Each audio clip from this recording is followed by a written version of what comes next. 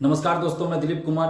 दोस्तों, BSSC CGL 3 की PT परीक्षा 26 और 27 नवंबर को बीएसएससी के कैलेंडर के अनुसार आयोजित होनी है। बीएसएससी ने सिर्फ एक बार 2 महीने पहले नोटिस जारी किया था, जिसमें उन्होंने कहा था कि 26-27 नवंबर को पीटी परीक्षा होगी। एक कैलेंडर जारी किया गया था इस बहाली से संबंधित, लेकिन उसके बाद बीएसएससी ने कोई भी सूचना, कोई भी नोटिस नहीं दिया इस एग्जाम के बारे में।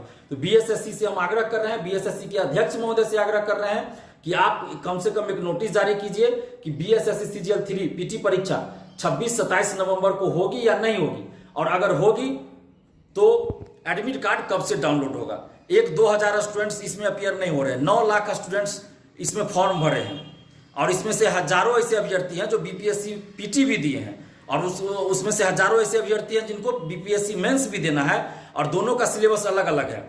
और 26-27 नवंबर को बीएसएससी सीजीएल 3 की पीटी परीक्षा होनी है, और 1 महीना बाद 67वीं मेंस परीक्षा होनी है बीपीएससी की। तो ऐसे में परीक्षार्थी परेशान है कि वो मेंस की तैयारी करे, बीपीएससी मेंस की, या सीजीएल 3 के पीटी परीक्षा की तैयारी करे। दोनों का सिलेबस अलग अलग है। तो इसलिए बीएसएससी ये स्पष्ट कर दे कि 26-27 नवंबर को पीटी परीक्षा होगी या नहीं।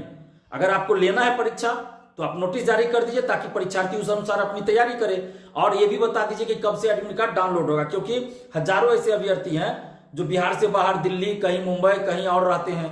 हजारों ऐसे अभ्यर्थी हैं जो जॉब में हैं, उनको छुट्टी लेके आना पड़ेगा, और जो बाहर है उनको रिजर्वेशन करा के भी आना पड़ता है। तो इसलिए आप कम से कम 20-25 दिन पहले आपको एडमिट कार्ड तो आपको दे देना चाहिए ना। 20-25 दिन पहले तो एडमिट कार्ड आपको दे देना चाहिए, ताकि पता चल जाए किसका सेंटर कहाँ है, उस अनुसार अपना तैयारी करें, रिजर्वेशन कराए, जैसे जाना हो व्यवस्था करें। लेकिन आप अभी तक ये कंफर्म नहीं कर रहे हैं कि 26-27 को पीटी परीक्षा होगी या नहीं। तो बीएसएससी के अध्यक्ष महोदय से हम आग्रह कर रहे हैं कि आप एक नोटिस जारी कर दीजिए, जिसमें ये बता दीजिए कि 26-27 नवंबर को पीटी परीक्षा होगी या नहीं।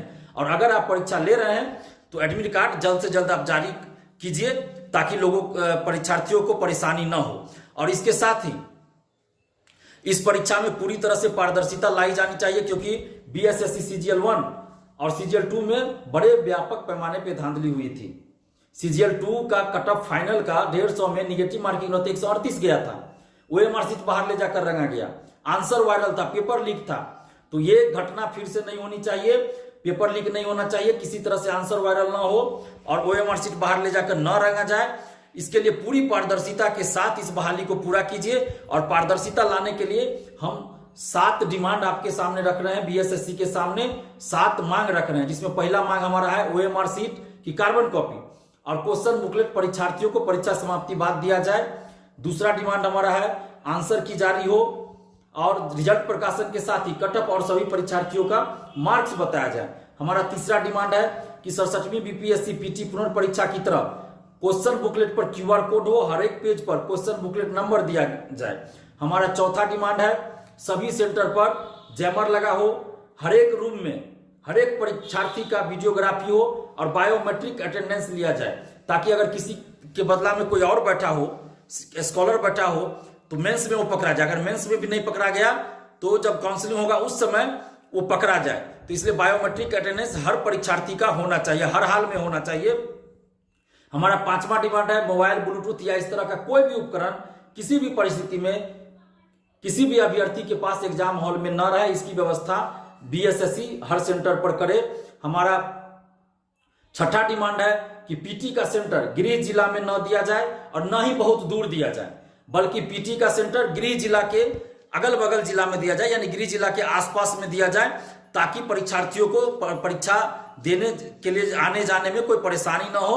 तो इस बात का पूरा इंतजाम करे बीएसएससी कि पीटी का सेंटर हर हाल में अभ्यर्थियों के गृह जिला के अगल बगल जिला में दिया जाना चाहिए। और हमारा 7वां डिमांड है कि स्ट्रॉन्ग रूम में जहां ओएमआर सीट आप रखिएगा, वहां आप स्मार्ट लॉक लगाइए, सीसीटीवी कैमरा से उसकी निगरानी करवाइए, सीसीटीवी कैमरा से निगरानी करवाइए, और उस स्ट्रॉन्ग रूम में स्मार्ट लॉक की व्यवस्था कीजिए, ताकि ओएमआर सीट बाहर कोई न ले जा सके।